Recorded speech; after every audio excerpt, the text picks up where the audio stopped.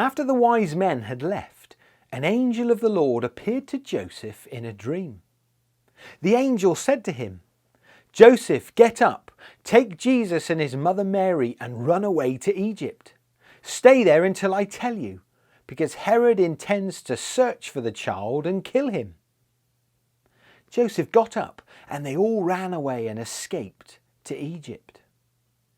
When Herod realized that the wise men had tricked him, he became furious.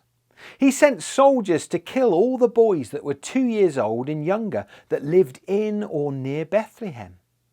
This matched the exact time that Herod had learned from the wise men.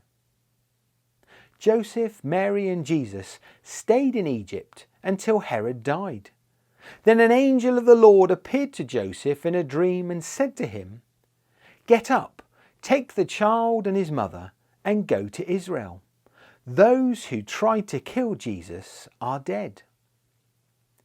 Joseph got up, took Jesus and his mother Mary and went to Israel.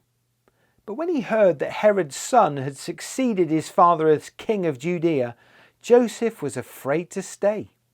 Warned in a dream, he left for Galilee and made his home in a city called Nazareth.